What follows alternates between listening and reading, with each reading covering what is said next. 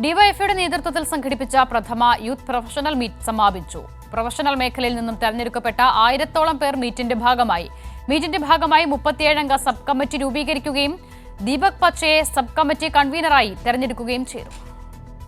Professional മേഖലയിൽ നിലനിൽക്കുന്ന തൊഴിൽ ചൂഷണവും മാനസിക സമ്മർദ്ദമുണ്ടാക്കുന്ന മാനേജ്മെന്റ് ഇടപെടലുകളും ചർച്ച ചെയ്ത് പരിഹാരം കണ്ടെത്തുക എന്ന ഉദ്ദേശത്തോടെയാണ് ഡിവൈഎഫ്ഐ സംസ്ഥാന കമ്മിറ്റിയുടെ നേതൃത്വത്തിൽ യൂത്ത് പ്രൊഫഷണൽ മീറ്റ് സംഘടിപ്പിച്ചത്. 1000-ഓളം യുവതീ-യുവാക്കളാണ് വിവിധ മേഖലകളെ പ്രതിനിധീകരിച്ച് പ്രൊഫഷണൽ മീറ്റിൽ പങ്കെടുത്തത്. Startup mission CEO Anoop Ambika പ്രൊഫഷണലുകളുമായി ആശയസംവാദം നടത്തി. പ്രൊഫഷണൽ മേഖലയിൽ തൊഴിലുമായി ബന്ധപ്പെട്ട നിരവധി പ്രശ്നങ്ങൾ നിലനിൽക്കുകയാണ്.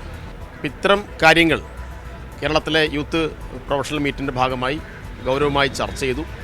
അതുമാത്രമല്ല, കേരളത്തിൻ്റെ മുന്നോട്ട് പോക്കിന് നവകേരള നിർമ്മാണത്തിന് വേണ്ടി എങ്ങനെയാണ് ഈ കഴിവുറ്റ യൂത്തിനെ ഉപയോഗപ്പെടുത്തുക, എന്തൊക്കെ ഉത്തരവാദിത്തങ്ങളാണ് ഈ യുവജനങ്ങളുടെ ഭാഗമായിട്ട് ഉണ്ടാവേണ്ടത് എന്നും വളരെ സമഗ്രമായി ചർച്ച ചെയ്തു.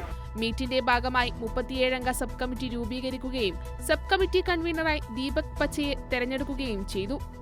ഇപ്പോൾ ജില്ലയിൽ നിന്നെല്ലാം കൂടി ഒരു 40-ലധികം വരുന്ന കമ്മിറ്റി അംഗങ്ങളാണ് ഇവർ തിരഞ്ഞെടുക്കപ്പെട്ടിട്ടുള്ളത്. ഡിവൈഎഫ്ഐയുടെ പ്രവർത്തനത്തിൽ ആദ്യമായിട്ടാണ് പ്രൊഫഷണൽ മേഖലയിലെ യുവാക്കളെ കേന്ദ്രീകരിച്ചുകൊണ്ടുള്ള ഒരു സബ് കമ്മിറ്റി ഇന്നിവിടെ രൂപീകരിച്ചിട്ടുള്ളത്. യുവ പ്രൊഫഷണലുകളുടെ മാനവ വിഭവശേഷി കേരള സമൂഹത്തിന്റെ പുരോഗതിക്കായി എങ്ങനെ ഉപയോഗപ്പെടുത്താമെന്നത് സംബന്ധിച്ച സമീപനരേഖ പരിപാടിയിൽ അവതരിപ്പിച്ചു.